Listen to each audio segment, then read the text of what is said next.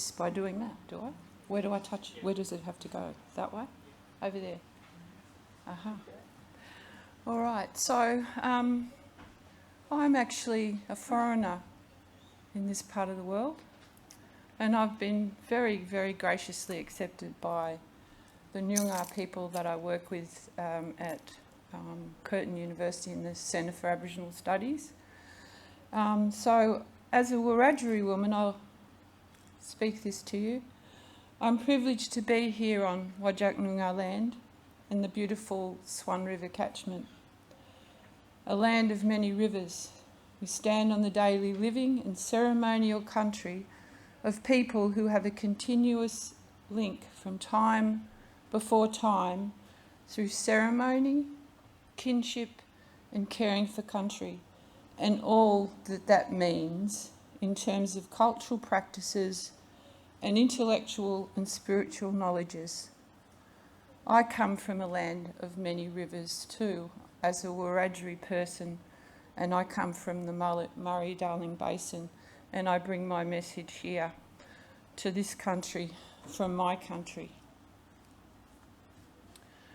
So, as has been discussed earlier, the idea of ancestors and the idea of privileging the knowledges given to us by our ancestors and by our elders is all too important in our formative years and as we develop as persons who try to do the best on this earth at this time in the Anthropocene era.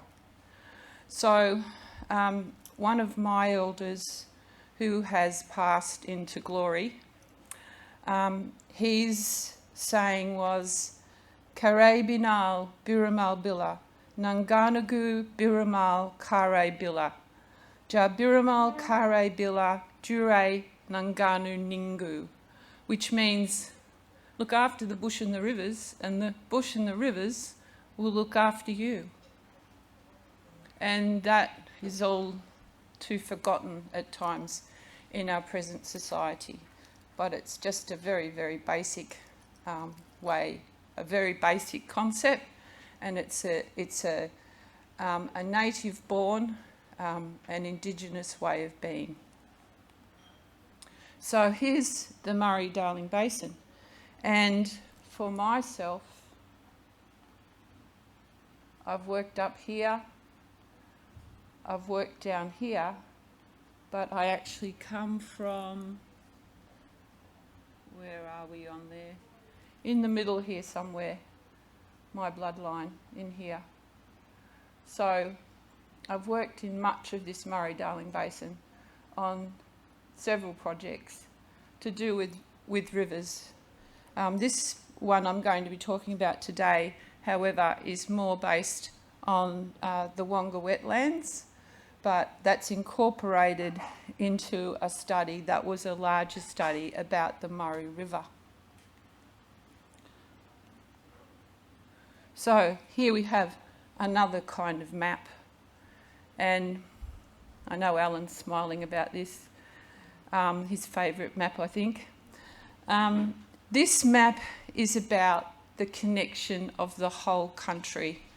So this is the map of the ancient traditions of this country, all the knowledges, and the fact that I've seen this map used by an Indigenous archaeologist friend of mine who suggests that, okay, we might have lost a story here, but we can find that story again because we've got neighbours who know that story and connect us back into that story. And you can see by this map that everything, that idea of relatedness, relationship and interrelatedness makes absolute common sense. And this is also the basis of the trade routes that crisscrossed Australia from antiquity and were the same trade routes that were used by the Wodjula when they came into the continent of Australia. They followed those ancient trade routes and turned them into things like the Great Eastern Highway, or over, if you're looking over east, the Great Western Highway that goes through Katoomba and crosses the Great Dividing Range, follows Blackland, Wentworth and Lawson, followed that ancient trade route that crossed over the Great Dividing Range and went out onto the Western Plains, and of course upon which they then occupied and took over the Great Western Plains, of which the Wiradjuri were, had held that country since antiquity. So I'll just give you a little bit of background now as to who I am. My clan totem is possum. My mother was born at Peak Hill on the Bogan River. My mum's mum, who I grew up with, was born at Gulligambo, and she grew up on the Bulgandrine mission, and she grew me up, as I said. And for her, visiting country was everything. And I remember writing an essay once about this and saying, having her go into country was like listening to her. When I was in bed at night, I'd be listening to her, listening to the world wrestling.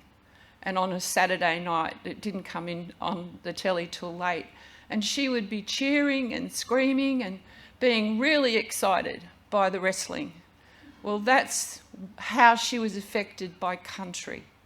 She was just so excited to be home. And so that's one of the things that gets instilled into Aboriginal children, that love of country, that it insinuates and gets into every pore and muscle and bone in your body. And you learn that as a small child, and it grows with you. So for me, teaching is all about fairness and teaching students how to love, how to be like an Indigenous person and love, and appreciate an Aboriginal way of seeing things and seeing life, the universe, and everything. And part of that is storying. So one of the things you notice with Aboriginal and Torres Strait Islander people is this great ability to be able to spin a yarn, pull a story together, what seems like out of thin air, but often actually rooted in very ancient storying that has come into the present time. So, of course, part of that is that what I would call an Aboriginal pedagogy, so which is inclusive of Aboriginal terms of reference, which is about respect, relationship, reciprocity, and responsibility. And all of that is being mindful of the heart and spirit, and being mindful of country and all that that means, everything in creation. So a creative response to maintaining culture and maintaining our connection to traditional country is very important for Aboriginal and Torres Strait Islander people. And that is guided by our elders' wisdom, as I said at the beginning, and that comes through our ancestors who never leave us. So here's my totem. These photographs were taken by my son, who has many a possum. He makes special homes for them, and he sends me photos of them with their little heads popping out. He paints them up. He puts all sorts of images, even on the little home. So that's from him. And this one here is from me. This is a painting, and the other one is an etching. But that's all about the idea. Totems are all about that idea, again, of relatedness. What Karen Martin in Knock Before You Enter calls relatedness. And that's a term I discovered biologists use as well, relatedness. So it's about the idea of everything in the environment being connected to everything else. And for me, one of the ways I think I can most easily depict this is an episode of The Simpsons where Bart's dad, what's his name, Homer kills a mosquito, changes everything, forever and a day. One mosquito, killing one mosquito in the past causes this incredible ramifications. How does he find his way back home? And that's the truth about the environment. You do one thing wrong and it can explode into all these other things. It can erupt into other consequences too. Like here, my Murray-Darling Basin background story here, the carp and the blackfish. One investigation I did, which was talking to people who were old people now, their memories of when they were young on the Murray River, and the disappearance of the blackfish. When they were children, the blackfish were everywhere. They were everywhere. You could see them in the water. The water was clear. You could look in the water and there were the blackfish. And like little sardines, you could have a big feed of them. The blackfish are gone. Now it's carp. And the carp scare the Murray cod. They don't like the carp. They're scared of them. And so now they have to put little fingerlings of cod into the Murray River so they can grow up, because their mums and dads just can't breed like they used to be able to do. And of course that's got also to do with the disappearance of the way that the river used to run, because it's not the cultural flows of the river anymore. It's the so-called environmental flows, which is there for the farmers, not for the animals and not for the people, not for the traditional people anyway. So this is the size that used to be the size of the giant Murray cod. That was how big they used to be, and they were called whales. Now, just looking here, I think this is definitely a problematic. So I won't go on too much further with this idea, but this here is actually a methodology for working with the river. So as I already just said, you can't really read the words, which is most unfortunate, but it talks about things like looking at things from the dawn of time, from the Ice Age, looking at memory stories, looking at anecdotes, looking for the ceremonies of story, looking for those connecting stories that are related through identity, the sharing story, all of these sorts of things, and then backing a lot of this stuff up by, or some of this stuff up anyway, by the archives and libraries that we have access to. And on the right-hand side is me being a giant red gum, talking, doing a performance on looking after the river as a river red gum.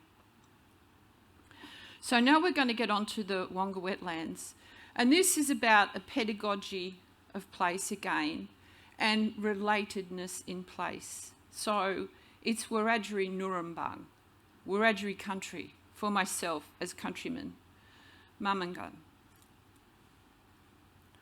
So here's my map of the Wonga Wetlands. Again, can't see it properly, unfortunate, but you probably have access to these slides later on. So, but this is an interpretation of the river, which I decided to do based on ancient ways, or the ways that were brought here by the English as to how to draw a map. So that's how I drew the map. But basically there's 7 lagoons and 80 acres of Wiradjuri Country, and it's a significant site for our people, and it always has been. And it's teeming with our totems and creation relations. And Wonga Wetlands, or Wonga, Wonga means black cormorant. So it's a learning place, a pedagogy place, as I mentioned. But what interested me when I was looking into the literature for here was a man called Seddon from Perth in 1972, who everyone here in the room would know. So I thought, oh, this is a recognisable name for everyone here, who wrote with great gusto in 1972 about a sense of place. So all of that has already been choreographed in this country by non-Indigenous people a long time ago. And this, it's an interesting, because these sorts of forums are the follow-on of great luminaries like Seddon. And then, of course, people like Christopher Tilley, who talks about landscape phenomenology. But really, we could go back to the ancient Greeks if we're looking for this Western hook. Because Socrates took his students who would be learning through walking. Now, I'm very fortunate because I've been on field trips with Vanessa. I hope Vanessa doesn't mind me saying. Field trips with Vanessa where she does that on the river. Takes the students and walks them along the river as they're learning. Everyone does it in kindergarten. Somewhere along the line it's lost. So I have already mentioned about Karen Martin and this idea of relatedness. But it's actually a really sacred term, this term relatedness, because you all would have probably also read something about feeling, Nyej by Bill from Top End. And that idea about feeling country, just remembering it and holding it, and it becomes part of who you are and you're part of it. So country picks up, though, on our emotions, our connection to itself. So it's also instructive, and it's a source of our wisdom. So people are just part of creation, though. People shouldn't be dominating creation. We are all part of creation together, everything on Earth that exists. So looking at how the local government has documented Wonga Wetlands, and down the bottom there I've got a little link. So it talks about, again, the things I've been talking about. It looks at things slightly differently because it talks about tourism and recreation, which of course is very important for Aboriginal people because it's a source of economics, and the idea of education and research. Here is one of the lagoons at sunset, and here the birds come and congregate on these trees and are filled with pelicans. I always wonder with birds how you'll just get heaps and heaps of birds on a tree, and you wonder, how come that tree just doesn't fall over under the weight of all those big birds? I've seen ibises do the same thing. Well, they just teem into a tree and just hang off en masse. But here, Bial Yara, Warrangal, depending on which clan you're from, as to how you would say Giant River Red Gum in Wiradjuri. But this is on the Millawabilla at Bungamrawatha, which is Albury. And this is near the wetlands. And I don't know if you can see or not, but there is my friend. That's how big the tree is. Big tree. Much before Cook, BC to Cook. Here's another place which to me really represents a heart place because it reminds me of places I went to as a small child. Those little glens you go to when you're a little kid and you actually can see fairies and see all sorts of spirits. And they're the sorts of places that are part of the Wonga Wetlands. And then another thing, and this was set up in the 1990s by the elders of the time. So I was around in the late 1990s when it had just begun to happen. And now, if you look on some of the tourist websites, you'll notice they've got little children standing beside some of these little temporary dwellings, because it's become, a site of instruction, a site of this is how Aboriginal people lived in semi-permanent habitats before the coming of, over where I come from, coming of the Gubba.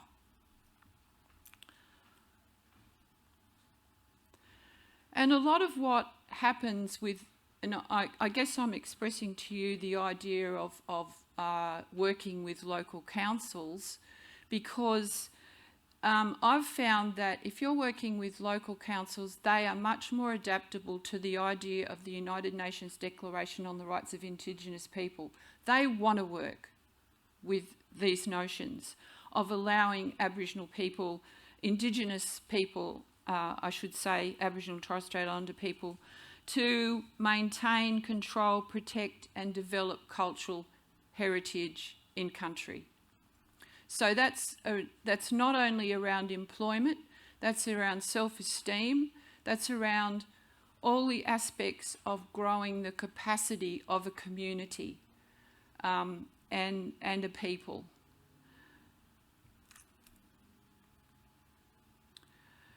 So this here, I'll just talk to you now about a few of the How long have I got now to speak? 10 minutes, all right. So these are some of the really beautiful species. That there's actually over 100, I think about 150 or 160 different sorts of birds in the Wonga Wetlands. And this is developed, so sorry for this. This is developed over time. Because I recall there used to be about 100. Now there's like about 150, 160. So this is the thing about when you put energy into a place, what you can create over time. And this is something that park rangers have been able to do with ordinary old farmers. You know, you support them in creating a stand of trees, getting just a part of their country and turning it back the way it used to be, and give it 15, 20 years, and there are multi-layers of species, and the undergrowth has become really complex, and the variety of butterflies and birds is amazing. And this is one of the things that we can do as part of our mediation and our support for bringing back more Indigenous knowledge into the way that we do things. But this here's a rainbow bee eater. And this photo was actually taken by a worker from Albury City Council who knew all about the importance of this rainbow bee eater. And what a sign of good luck to have this rainbow bee eater. And I was with a colleague earlier who saw a rainbow bee eater here, so I found that very interesting. Rainbow honey eater. Here is a marigaya, which is a spoonbill. You'll see some of these introduced illustrations now I've kind of done, so you've got to take that into consideration, I guess. This here is a Sloane's froglet. How tiny is that? That is very precious. There's not many left in the world. And this is one of the places where you can still find them. Pelicans. Gulambali, the pelican. And then the Gunai culture, which are close to the, over the other side of the mountains. Some shared stories, some shared country in terms of male ceremony. The Gunai people, this is their father, Boran, and their mother is Tuck the musk duck. So this is a really important bird to look after, because this is somebody's father that we're looking after here.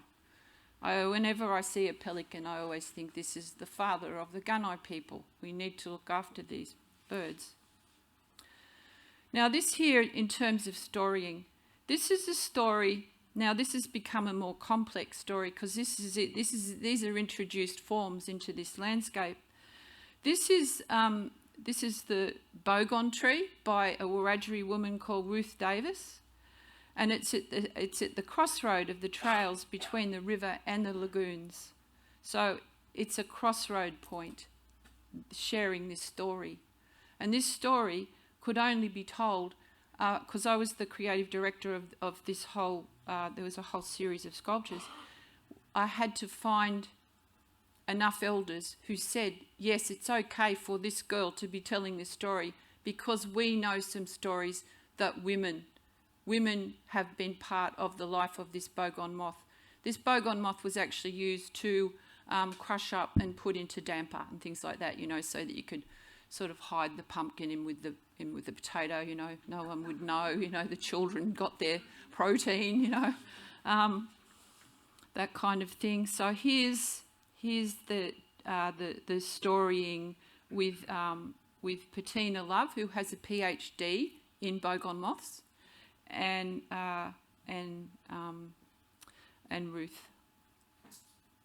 Now here's another story. These are vertical message sticks, and this is Arnie Carmel Taylor, and this is her story, and this came out of my report. So she says here that she has done a frog, an echidna, and a brolga.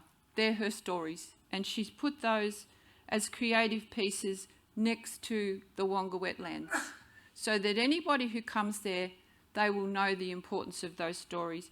And there's a little plaque that expresses her story and tells you all about why it's so important to her, this story. And she talks about Yinjimara, because the trail is called Yinjimara, and in Wiradjuri that means to do things respectfully, go slowly, and be careful the way that you do things. Now here, I want to finish off, because I've got a great story here, and I did do a few little artworks for this, so I'll just throw this in at the end. This is a special waterhole because a platypus lives here, and I have sat there for hours and waited for that platypus. I'm not the only one. In fact, in Albury, there is actually a group of people, and one of their jobs is to go out and count platypus. That's what they do. That's a Saturday afternoon activity. So this is really a dreaming story place. So, okay, we've got our ducks, and they're just milling around, just carrying on as usual, in the lagoon, just going about their private business. And you've got to remember that this platypus, the stories of the platypus go back even previous to when it was actually made into Wonga Wetlands, because this is an old area where the Kiwar, the Midda, and the Murray River used to flood anyway, right? But now it's been transformed into a permanent place for a wetlands, 7 lagoons. So, okay, they're all, just nattering away. But there's one little girl, and she's a wanderer.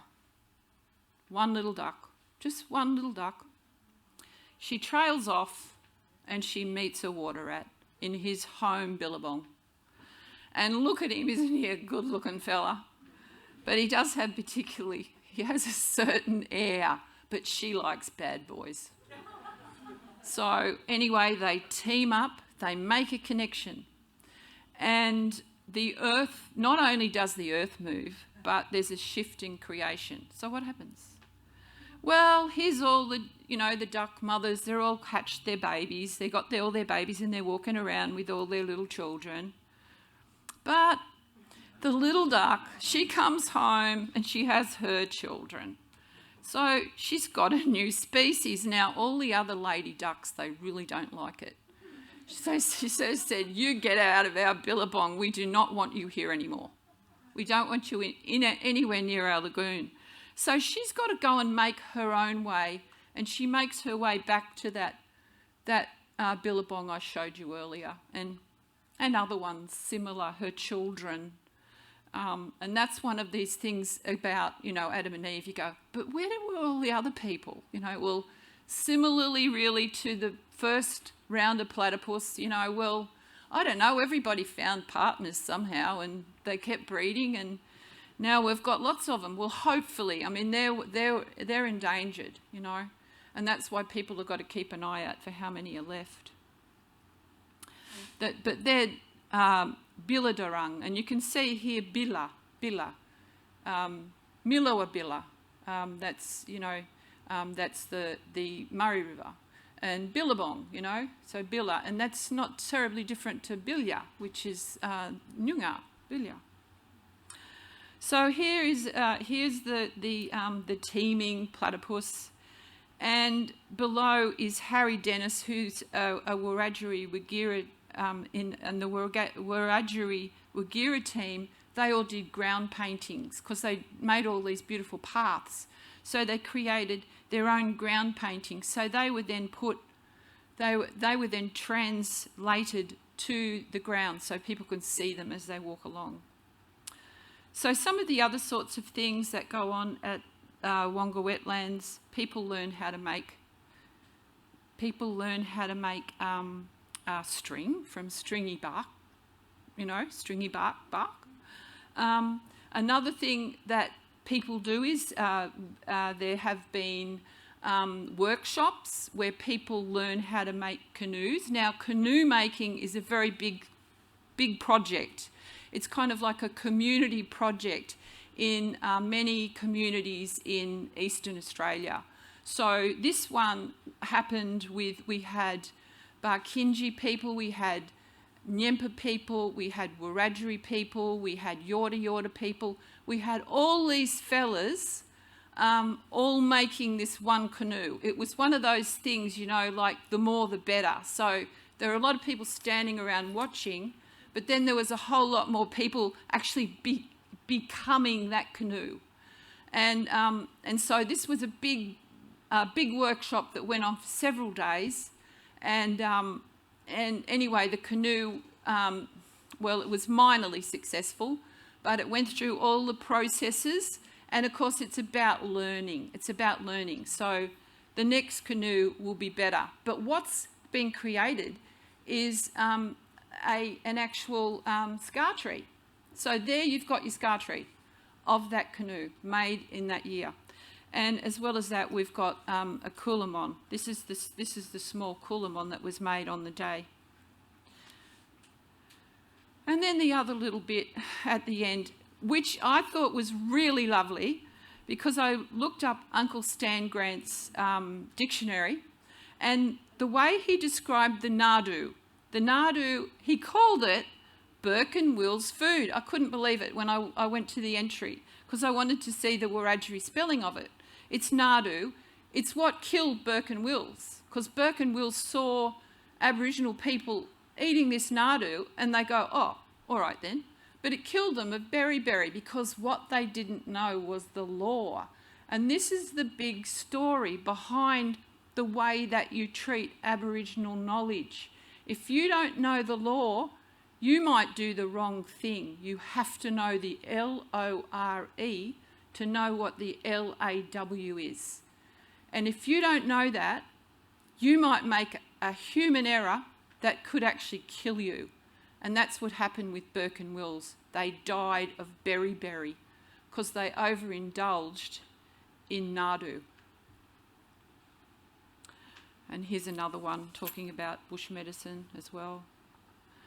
And then this here, this is an interpretation by Trina Ham, who is actually a Yorta. So she lives down the road, a bit further down the track from Wiradjuri. One more minute. And on the left-hand side here with yabbies, because yabbies are a very big bush tucker food for river people, and very important for kids to know about, that, you know, you never have to go without a feed. As long as you've got a little bit of meat and a piece of string, you got to feed. So that's about cultural sustainability, because that's a really important aspect as well of Wonga Wetlands, cultural sustainability. And sustainability that cultural sustainability embraces the sustainability of country, which of course makes absolute sense. Because how can you have a living culture if your country is dying? So anyway, that's my bit. And I'm just very, very grateful and incredibly grateful to Wonga people Whadjuk people who are here today, and very gracious of you to listen. Thank